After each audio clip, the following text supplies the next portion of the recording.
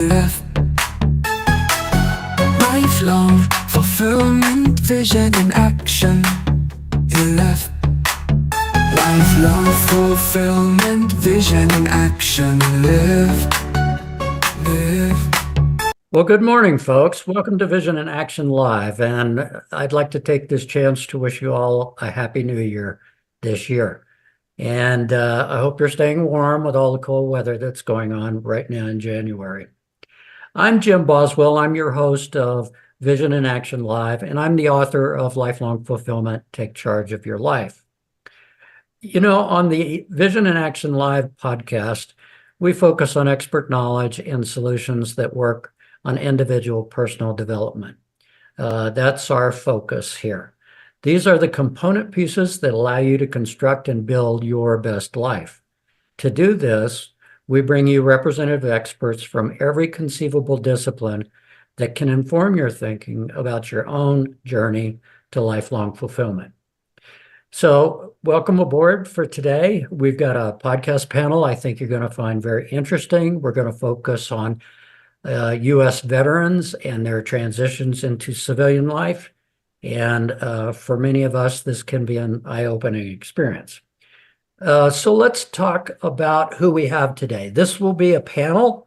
Ben Biddick joins us. He's a veteran combat medic in Iraq, now a nurse who specializes in emergency medicine and crisis intervention for veterans and others that are at risk. Ben's an expert on suicide prevention, PTSD, mental health, stress management, resilience, leadership, and workplace dynamics. Welcome, Ben. Thank you so much. And we also have, as a return guest, Garret Biss. He's a veteran USMC pilot and now a certified professional recovery coach. He's a certified professional potential trainer, an addiction recovery coach, a TEDx speaker, and the creator of the ValiantPath Veterans Coaching Initiative. And it's good to have you back, Garret. Thank you. Great to be back. Thank you so much. So, as you know, at Vision in Action, we focus on personal development solutions in all its relevant forms. And to do that, today, we're going to look to an especially pertinent issue, and that's U.S. veterans and their families transitioning back to civilian life from active duty, and how their new vision gets established and put into action. So let's start with hearing what some authoritative figures tell us about veterans and also about the Veterans Administration at this point. So I'm going to share these with you from various experts, and then we'll have our discussion period. So let's talk about veterans returning. There's about 18 million veterans in the United States, of which about 9,000 participate in the VA. And I'm sorry, 9 million. Let me go back.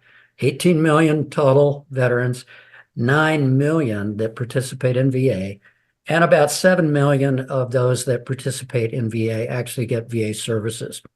So that gives you sort of the layout. Veterans are a very small percentage of the overall population, without a doubt, maybe about 6%, if you will. About 250,000 men and women leave or retire from the U.S. service each year, to give you a benchmark of how many are becoming veterans.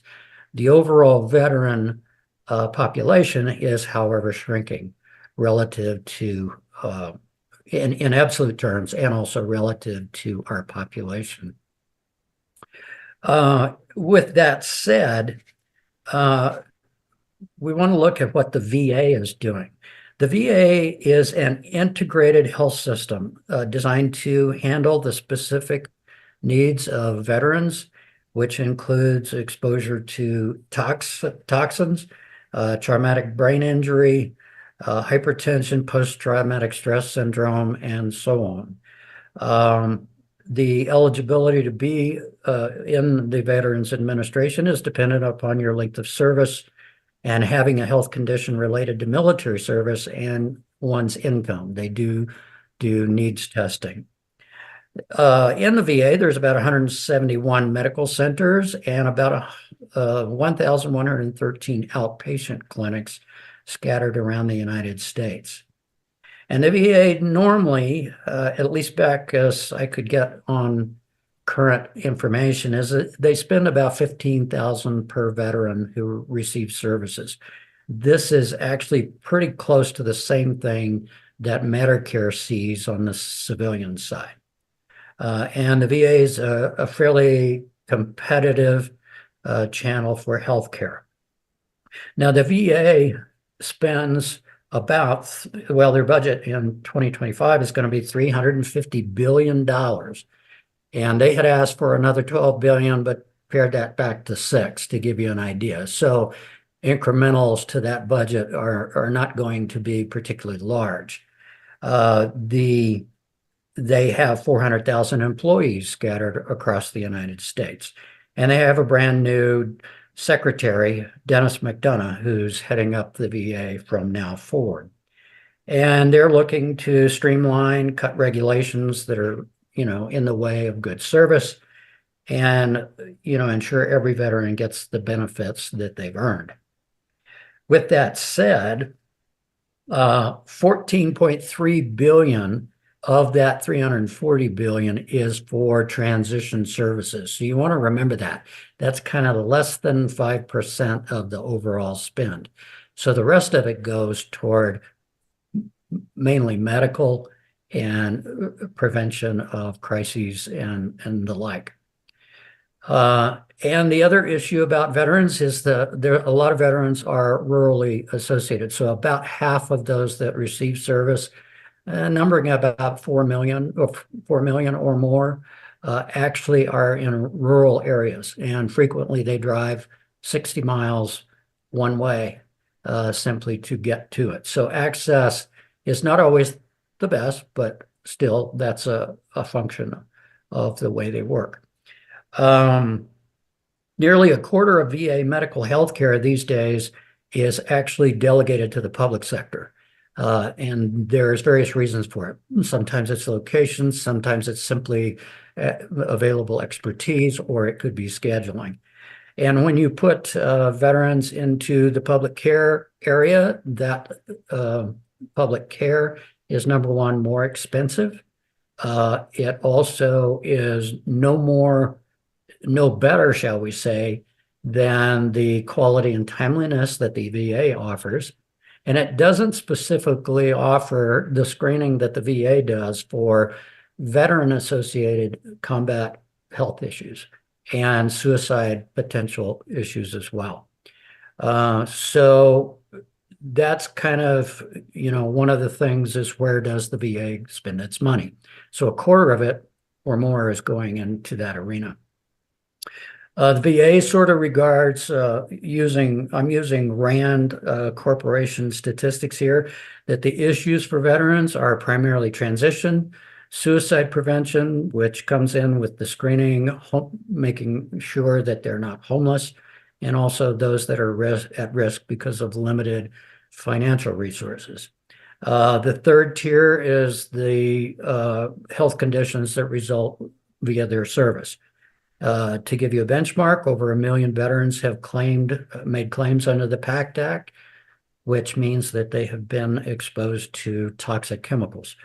And of course, we're all familiar with the long-term effects of traumatic brain injury being an issue that we're still learning about and still dealing with. Smoking is more prevalent among veterans, and so we also know that smoking is not particularly conducive to good health. And one additional interesting one is, in the last 20 to 30 years, as women have joined the military forces, when women show up at the VA, they're typically younger than the men that show up at VA. They have different healthcare requirements, amongst them reproductive healthcare that is not directly supported or easily supported by the Veterans Administration. So if we benchmark that against another authority, I want to quote some stuff out of Mission Roll Call as of 2024, saying that in the transition phases, that when they did a tally amongst veterans, that they found that 85% felt that the military transition program did not prepare them well for leaving military service and starting their civilian careers and lives.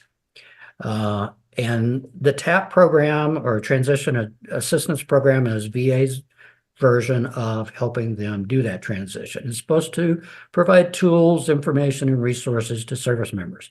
And remember, it's only about 5% of the VA budget in 2025. Mission Roll Call thinks that veterans' primary issues, top to bottom, start with transitioning to civilian life. The medical part of it, including PTSD and gaps in mental health support. Kind of the environment of missing the camaraderie, community, and the purpose that they had while they were serving. Replicating that in the civilian space takes time. It's all possible, but it's not immediately possible. So they have to regrow into that. And then access to benefits for underserved veterans. It could be, simply a scheduling issue. It could be the fact that I'm in rural, or that I need to move from rural to a big city to get a particularly one service that the VA is going to offer. And it could also involve the 25% where I'm scheduled with a surgeon or something outside the VA system. Lack of proper transportation for disabled veterans. That tends to be an issue, and we quoted why. And homelessness is really a precursor in many cases to the suicide thought process. And so that's something that they consider pretty important. And oddly enough, being stereotyped with veteran stereotypes in entertainment and civilian life. There's a public expectation about who we are. And unfortunately, we're not homogeneous across the board. So, for instance, here, we have a medic, a pilot, and I'm an ex-US submariner.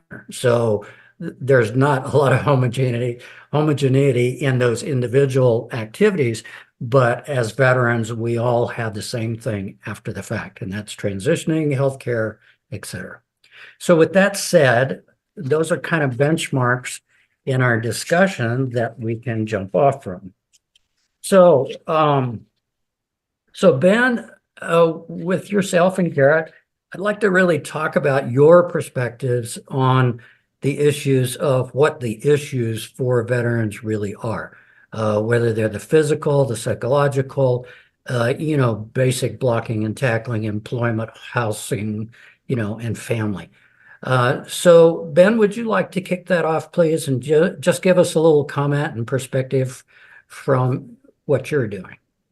Sure, I'd be happy to. First of all, thank you so much for the platform. It's incredible, and I'm honored to be here. So what I would really like to touch on, as I heard that great recap that you provided for us to really bring into context what's happening here. What I have seen, and from my perspective, largely working in crisis, and a lot of those initiatives are really focused on suicide prevention.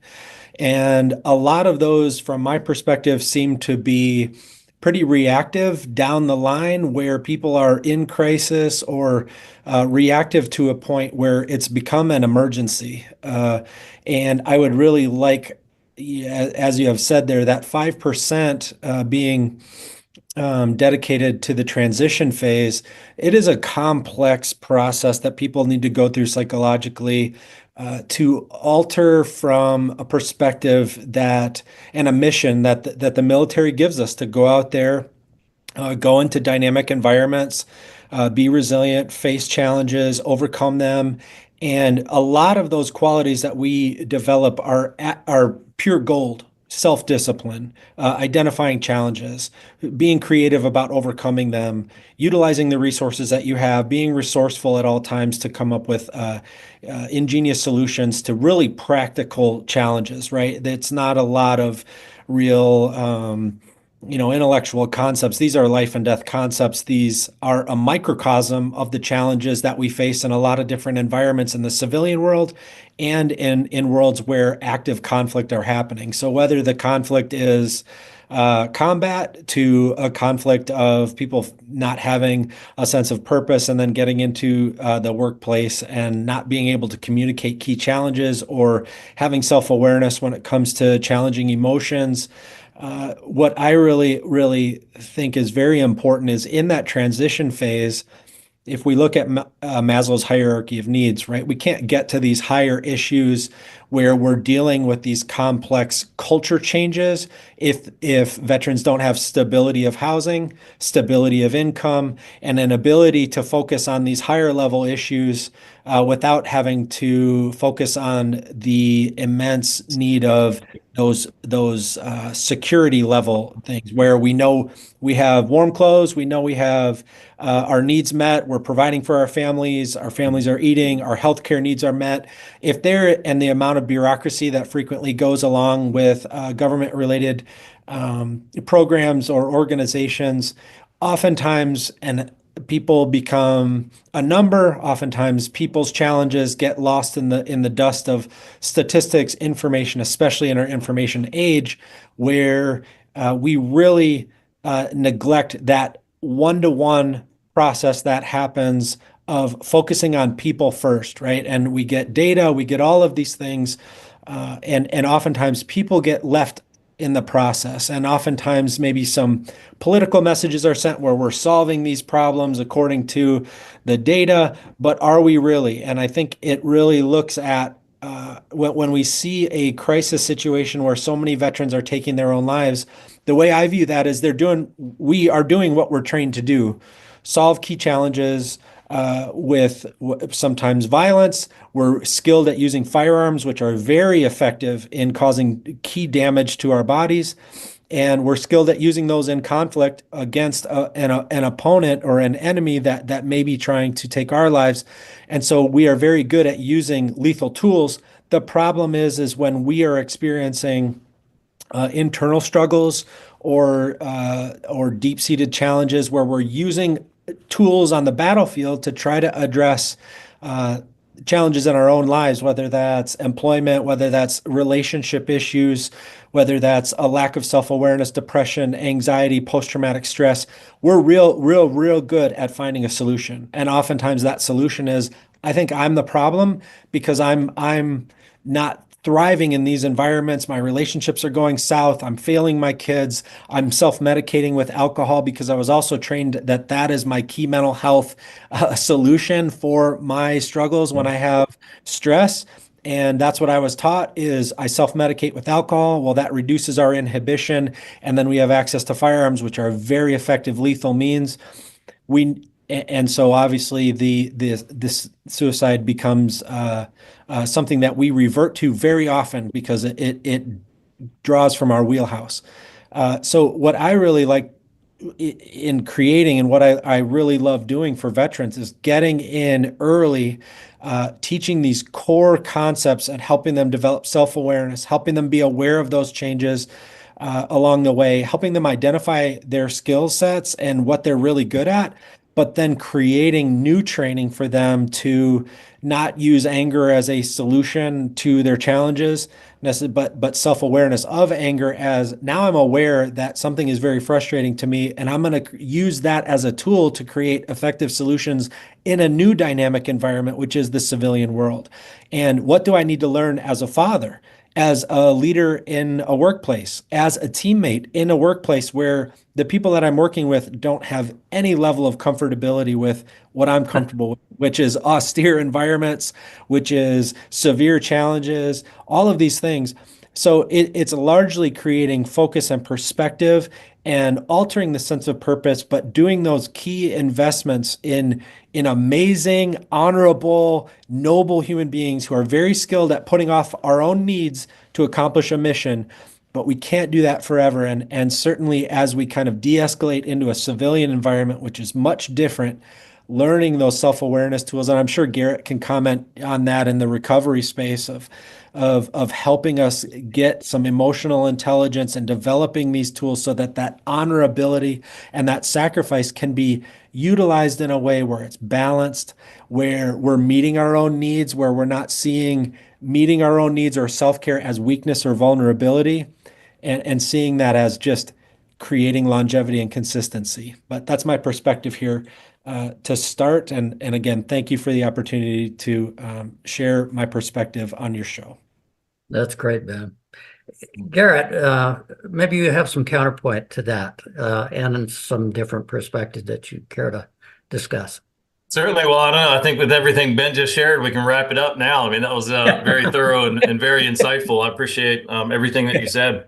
So one of the frustrations and concerns that I have with the way a lot of issues are addressed, not just in the veteran community, but really society, in our society at large, is so much focus on signs and symptoms, so much focus on the undesirable outcomes that we're facing. And I understand it's very necessary to address those things, but the more that we can shift to the prevention side of things.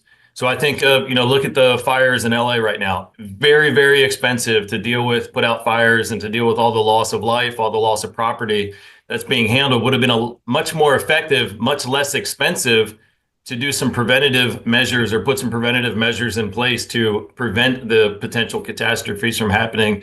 And I see that relates or translates a lot to the way that we're dealing with veteran issues. If some more effort and investment could be made in the front end by helping develop the emotional resilience, the awareness to prepare for and to go through that transition into civilian life, we would have a lot less of those downstream consequences. Mm-hmm. And it really kind of starts with the TAP or the Transition Assistance Program. Now, I went through that 10 years ago. It might have changed, significantly since then, but the feedback I've been getting from more recent veterans is it's still pretty much the same.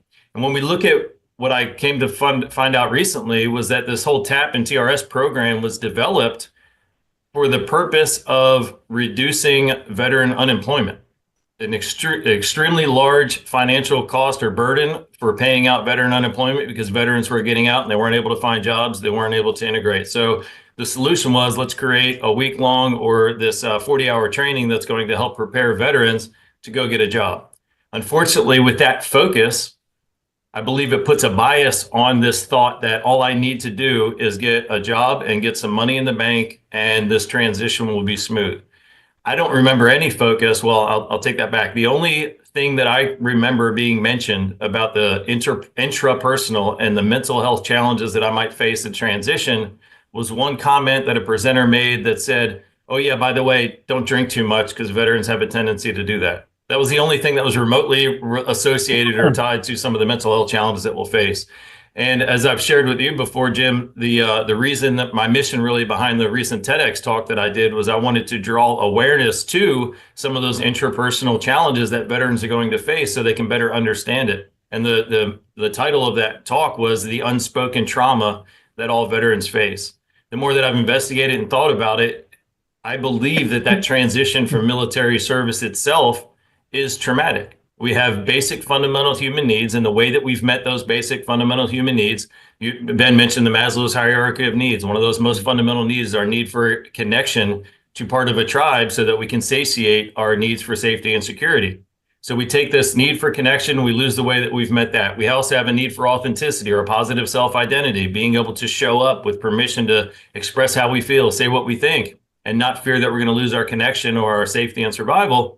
We lose that as well, because every veteran I've talked to, you realize pretty quickly when you try to transition out in the civilian world and start to make new friends and new connections that there's something a little unique about us veterans. We're cut from a little bit different cloth. We've been through experiences. We've developed some character traits that sometimes don't blend so well with our new civilian counterparts. And unfortunately, through that process, what we learn is I got to start covering up parts of myself. I got to start wearing masks if I want to be acceptable in these environments, in these situations. And the tragic thing about that is as we're wearing masks, as we're hiding our authentic self in order to maintain or gain new connections, the connections that we get don't satiate that need for connection because people aren't connecting with us or connecting with the masks that we wear. And this also contributes to the mental health slide or the challenges, because if we're telling ourselves I need to show up as something else in order to be good enough or be accepted, this erodes our sense of self-worth and our sense of value because we're telling ourselves at the same time that something about me is just not good enough as it is. And then there's that fundamental need for meaning, and meaning as it provides our capacity to endure suffering and endure challenging times. if the sense of meaning that we've been derived throughout our military career was this profound sense of being able to step forward into difficult situations and face our nation's enemies to protect everybody at home, that's a very hard sense of meaning to regain. With no focus on these interpersonal challenges and on some of these, these things that are really creating a traumatic experience in our life, with none of that addressed on the front end, it can only lead to a lot of these mental health and physiological challenges that we face down the road. Right. Well, and most vets join the service at a fairly young age, and nobody that I remember in the recruiting office talked about any of this at all, about the after effect of, oh, when you've done your 20, or when you decide your hitch is up, here's what your life is going to be about, or here's the advantages you have because of this. They might say, yeah, you're going to get some engineering experience that may be translatable, but they deal with the career side. Never said anything about the rest of it. In fact, it's classic that in the Navy, they said, if you wanted a wife and family, they would have given you one in your sea bag, That's right. So it seems like there's a front end problem, but then there's the back end problem. And we're knee-jerk reacting to this as opposed to saying, okay, part of it is we got to train you up and then we got to train you back out. And it just seems like the back out resources seem a little bit misapplied, a little bit more difficult than is necessary. And to your point, Garret, don't help the individual transition their thinking to one of, I am good enough. I can succeed. I can be my own master in this space as well. And I don't have to be angry. I don't have to be quite as aggressive about it, to morph these assets we had in the military into a new set of assets in civilian life. Yeah, and I am hopeful that it can change. I mean, if money is the deciding factor, money is the thing that gets all the attention, well, there was a recognition that it was costing a lot to not help veterans prepare for a career after the military. If we can take that same level of awareness and realize what $340 billion is going into a lot of, treatment of a lot of causes that are also preventable, had we helped develop the resilience and prepare people mentally for that transition, if that's a song that we can sing, maybe it'll draw that awareness and that buy-in so that we can invest a little bit more on the front end to reduce the cost on the back end. Well, I think it's been reasonably proven in a lot of areas that prevention is far cheaper than, reacting to what happens if you don't.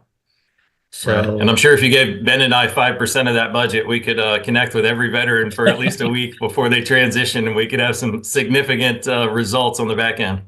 Okay, well, we'll call up the VA and make sure they know. Great. We'll start with 1%. I mean, that sounds reasonable. What do you think, Ben? Sounds good to me. Absolutely. Sure. So guys, let's, obviously, I think we can recognize, as does the public, that, if we can't get the vets healthy, at least starting out employed and secure, to themselves, that, those are all really barriers to any further progress on self-development. If you don't solve basic things at the bottom of Maslow's hierarchy, I agree. I don't see how you would move up and start doing other things. I also am curious about what you see the intersection problem. We're trying to solve the individual soldier, sailor, Marine problem. The VA seems to have forgotten about the family side of it. Do you have any comments on that? That's a great point. It's not something I consider, Ben. I'd love to hear what your thoughts are.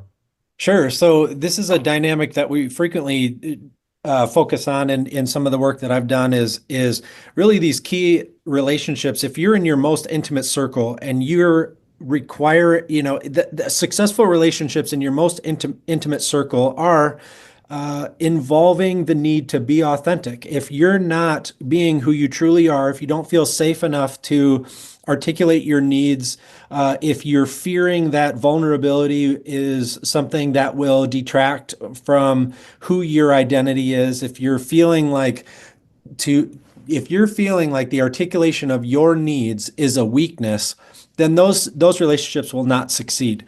If the craving of intimacy that happens between spouses, from children, if we're not modeling those realities where, hey, I don't have it together 100% all of the time. And in fact, I'm having a hard time and I'm having difficulty about these things.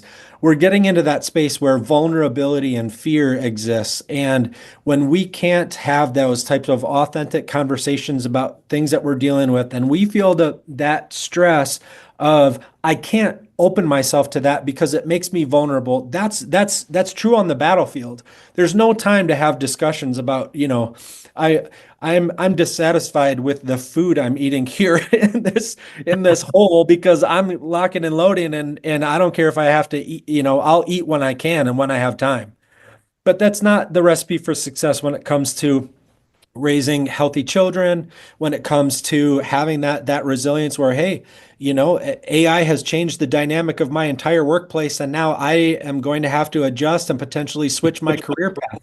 Or, I don't like this dynamic with my spouse and I'm really hard to live with. And that's the reality of it because I'm dealing with these complex challenges and they're not empowered to understand these things as well. So if I'm struggling to navigate my interpersonal needs and my desire for intimacy and I don't feel like I can be honest about that, then my relationships will suffer. And that I think we saw recently here with some recent events where and this happens all the time of relationships, intimate relationships escalating because they're not going well. And then we revert to what our skill set is. We revert to our training. And oftentimes it becomes things that are very unhealthy. So what I would say is, and this speaks to the long-term thing, and I'll wrap up my thoughts. I'm curious to hear others' opinions on this, but if we're not able to welcome a conversation of vulnerability during our military experience, if we don't incorporate these conversations from the very beginning, and that chips at that fear that's there of, am I enough, or am I going to be there enough for my teammates in a combat environment? It is something that needs to be incorporated in that, and I think there's a lot of fear around that. I don't think there's a lot of commands that are willing to really address these deep human needs that happen. And if we look at some of these Congressional Medal of Honor recipients, what do we really find there? We find young men and women who put the heights of sacrifice and love for their brethren at the forefront of what they're doing. And so if we can draw that love for the team, that love for each other into a relationship experience where we understand the dynamics of when it's good to sacrifice, when it's tactically safe to express vulnerability. If we incorporate that into our daily practice and our daily approach to addressing conflict and suffering and pain, and bring them into our relationships, I think we'll see a lot of really healthy fatherhood and motherhood, navigating the stressors of deployment, transitioning into the civilian space. I think being open in strategic environments to ensure that we're addressing vulnerability along with self-discipline. If we can find a balance there, I think we make a lot of headway pretty quickly. Yeah. Seems like the family portion, particularly for parents and spouses, should be part of the TAP agenda. The person doesn't come back to civilian life with no connections generally. So seems like the spouses could benefit, as could parents in that process. So with that said, how do you guys see the returning GI embracing things like growth mindset, self-determination, realizing that they can take the skill sets that they've used and, as Ben has pointed out, morph those into a civilian version that's very effective and very powerful. Garret, you've got a lot of experience in this space. Maybe you can give us some pointers. Yeah, it's a great question, great topic to discuss. So I think one of the first things that we need to do is start bringing some of these terms into the normal vernacular, normal conversations that we're having. One thing that's always top of mind for me is the term post-traumatic growth. Unfortunately, I've had a lot of presentations recently with mental health professionals and trauma experts. And usually as I'm giving a presentation, I'll just, before I talk about it, hey, let me get a show of hands. How many people know what PTG is or have heard post-traumatic growth? And it saddens me that less than 50% of these experts sitting in the room, these clinicians and therapists that are working with trauma patients, even know that there's such a thing called post-traumatic growth. So if we can even bring it away, like how can somebody experience it? How can we help someone lead somebody to this if we don't even know that it's a thing? So this is just one example. So whether it's post-traumatic growth, whether it's a growth mindset and really helping individuals understand what that is, I think just introducing these is going to go, it's a great big first step in the right direction. And we talked about, the suffering. So there's a lot of things that we pick up. There's a lot of traits that we develop while we're in the service that serve us at that time for a purpose.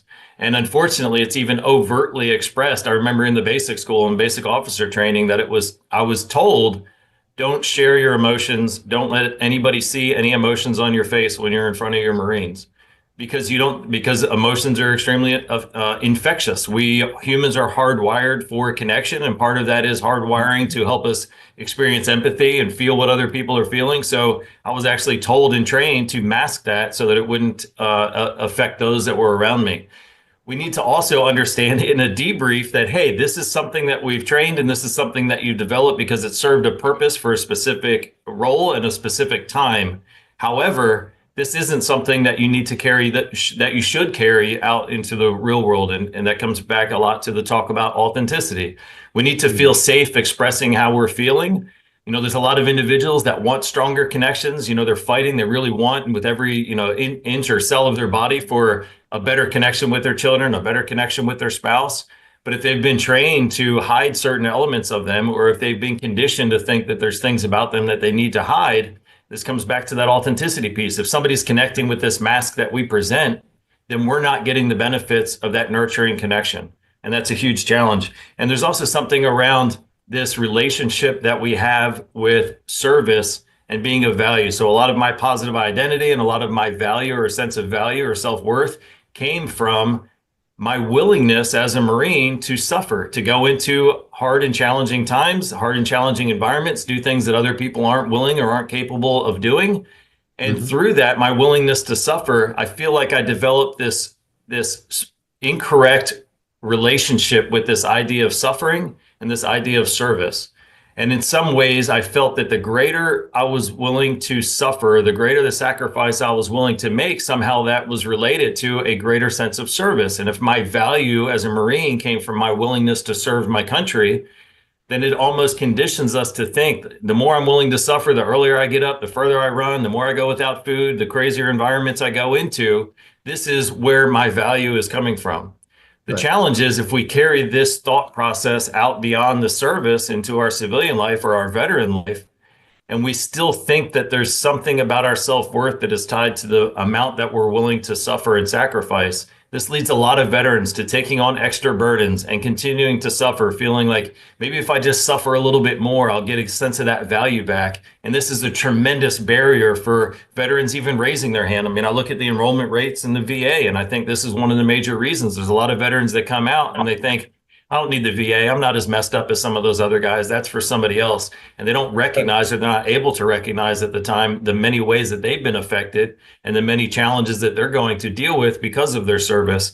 So I think that's another barrier. And maybe that's something that we can just continuing having conversations like this, talking about terms like post-traumatic growth, the ability to have a positive outcome or a positive change in your life, not despite a trauma or despite a stressful experience, but because of that stressful experience.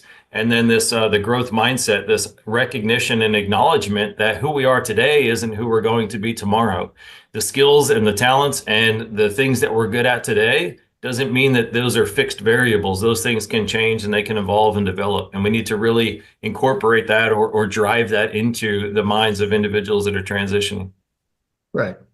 So let me insert a question to the two of you right here. So you're basically singing pretty much the same song.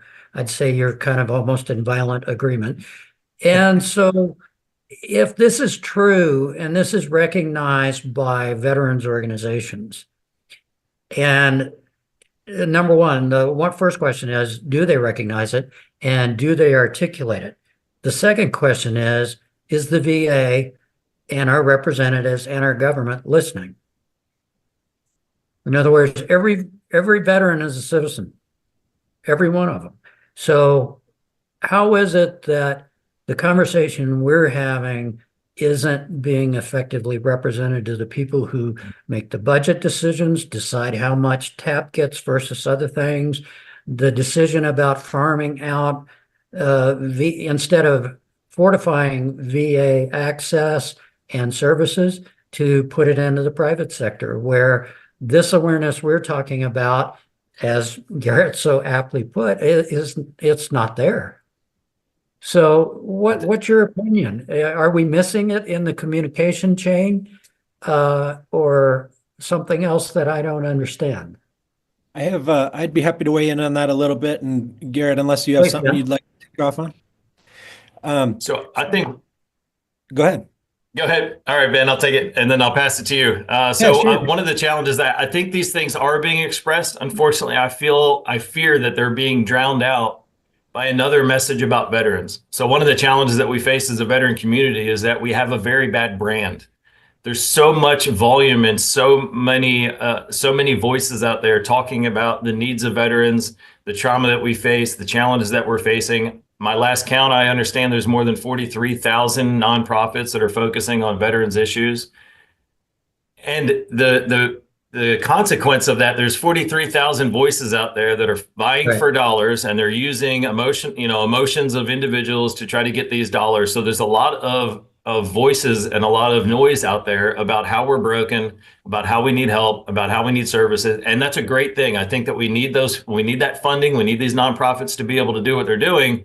Unfortunately, they're drowning out the conversation about how Marines are resilient, how Marines do have value, how Marines can grow.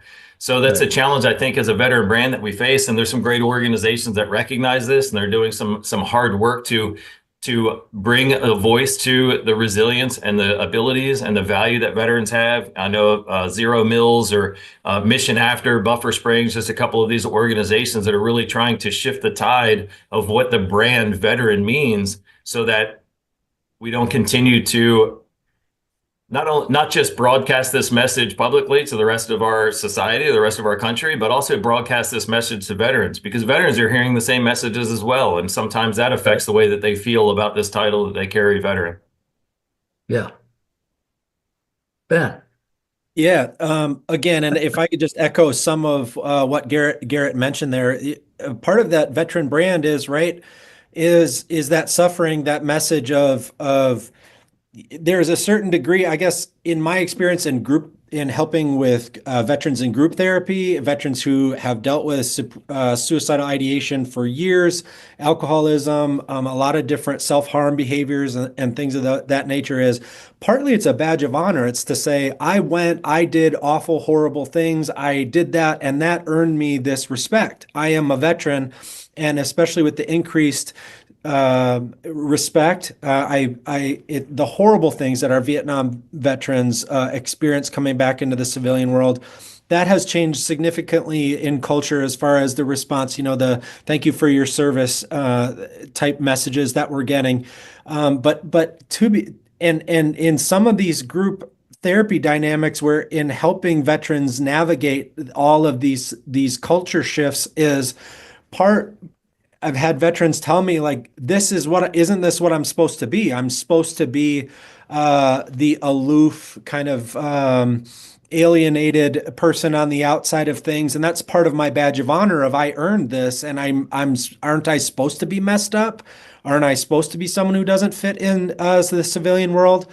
And I agree also with the post-traumatic growth. If we're really focused on how post-traumatic stress comes from experiencing a deep sense of helplessness paired with a sense of absolute terror or horror, right? So we're thrown out there, and if into these type of situations, we're given tons of training to navigate and survive. But are we taught about all these dynamics where we are seeing those things and coming back whole? I mean, we have had combat conflict since the beginning of the human race. People were dealing with combat violence from the very beginning. So this is not something that's like this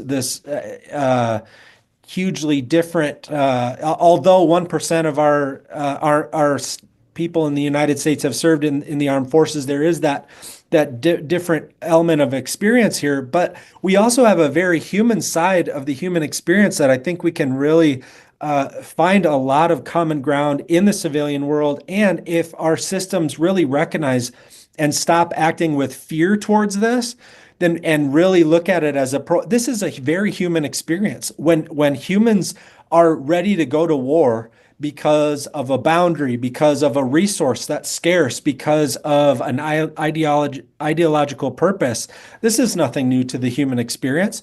So let's draw from that. And it's a microcosm where we can mine gems and very honorable, noble, sacred concepts out of to help our civilian world deal with challenges, and where oftentimes in different sociological environments, those who went to war and came back, there was a reverence, right? And that's to a certain degree what we're experiencing in the United States. But it needs to be in this, I think there needs to be common ground that's found, like certain things that have happened that I have absolutely loved being a part of and have been cathartic for veterans. Speaking to Garrett's comments there about that sense of that sense of suffering, or that sense of awareness about suffering that we're experiencing, it keys us into, we see it. We see suffering, we know it, we taste it, we felt it, we see it in others. And then we get that protective drive to be like, I am going to help alleviate that suffering. There are very key dynamics when some of the neuroscience to kids who have been small children who have been in traumatic environments where there's been domestic violence in the home, where they've been physically harmed or sexually molested.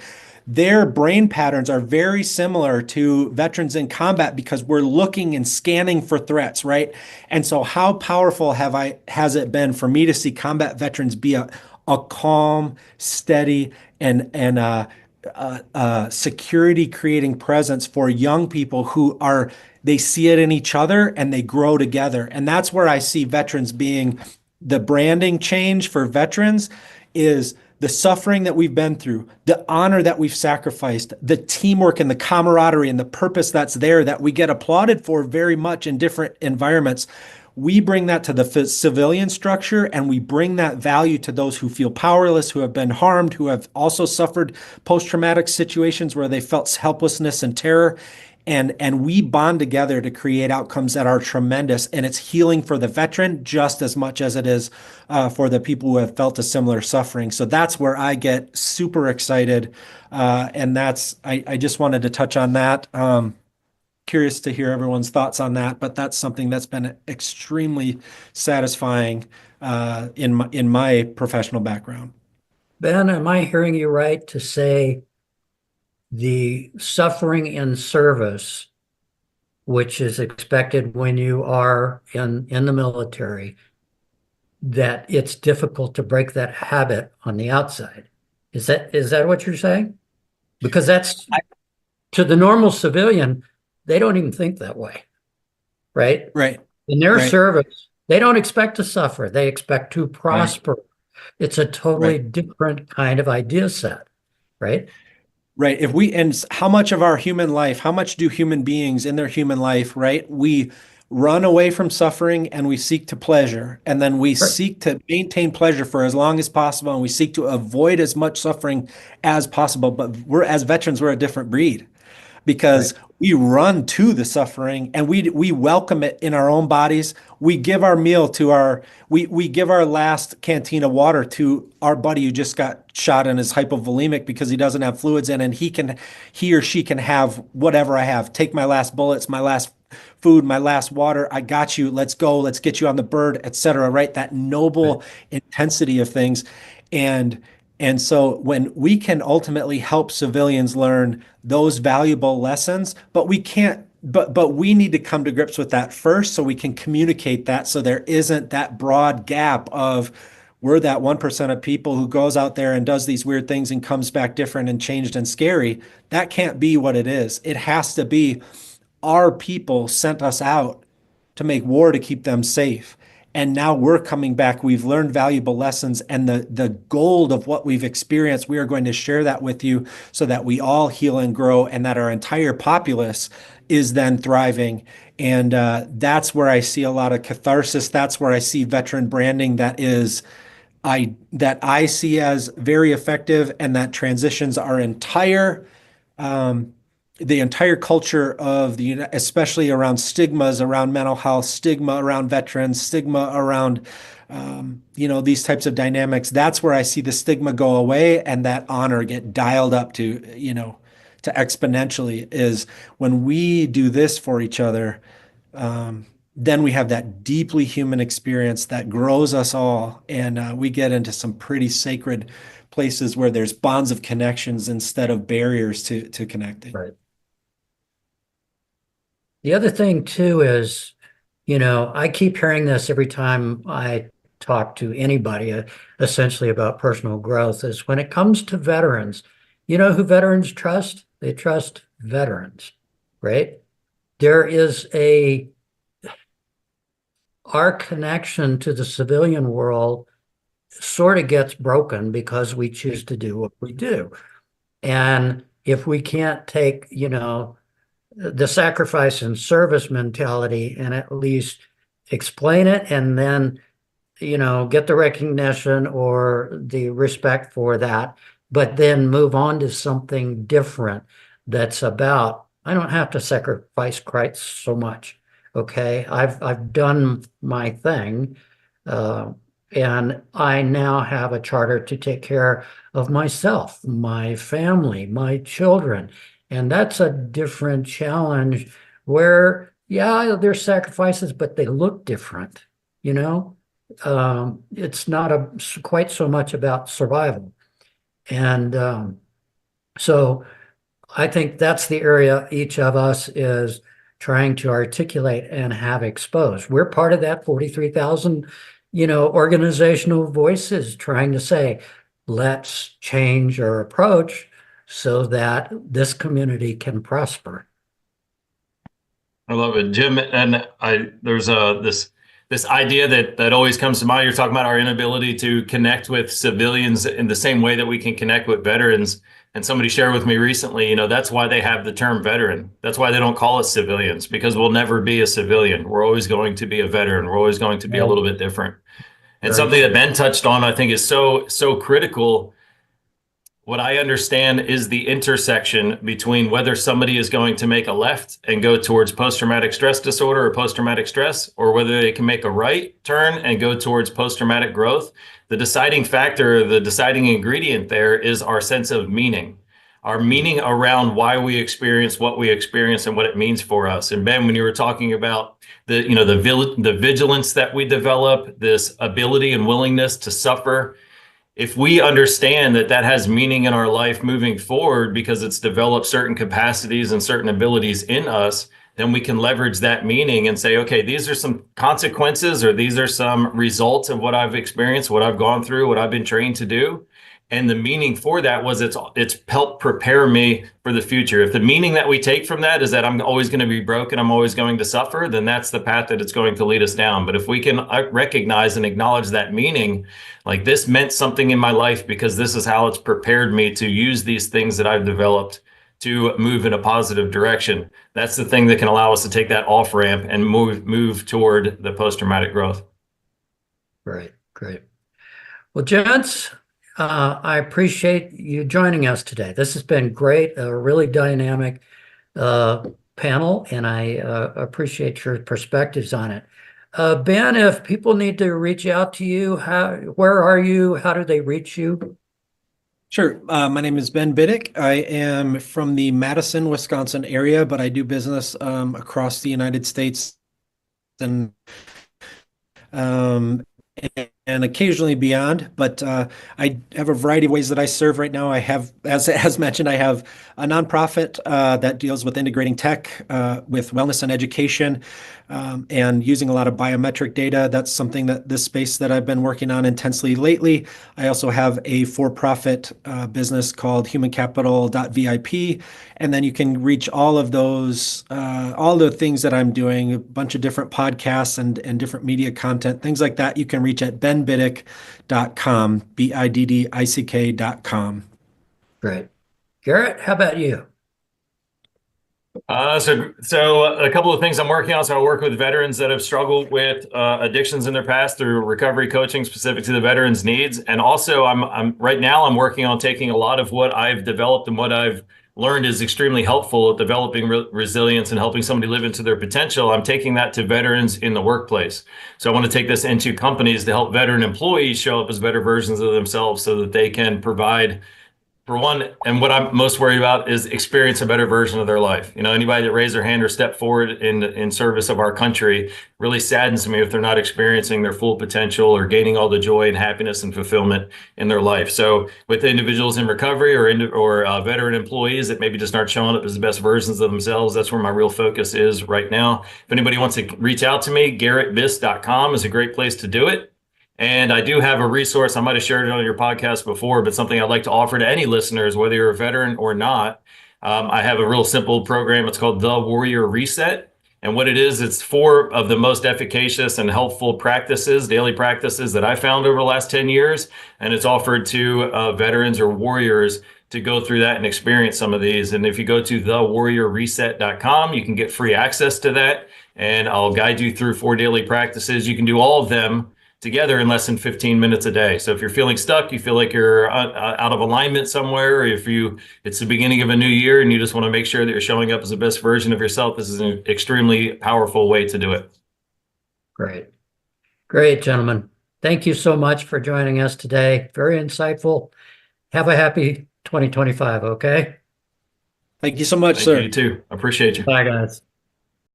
So thanks very much for joining us today. And I want to thank our guests, Ben Biddick and Garret Biss, for their perspectives. It's really very unique. And so we're glad you joined us today to see what that was all about. And we hope you got some answers to some questions, even if these were maybe new questions. So just to recap, Vision in Action Live podcasts focus on interviews with subject matter experts like the ones we had today, and people that lead self-directed lives so that you personally can see what others can accomplish toward personal development. So if you follow these solutions and look at lifelong fulfillment overall, we think you'll find that these are dependable resources. So you can check these out, their newsletters, podcasts, and extensive reference materials at lifelongfulfillment.com. All of it's free to you. Feel free to use it. You can find us on Facebook, LinkedIn, YouTube, and your favorite podcast channel, and now on KFRED Internet Radio. I'm Jim Boswell. I'm your host.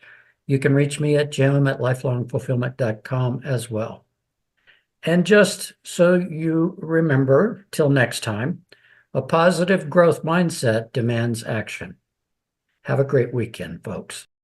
Lifelong fulfillment, vision in action.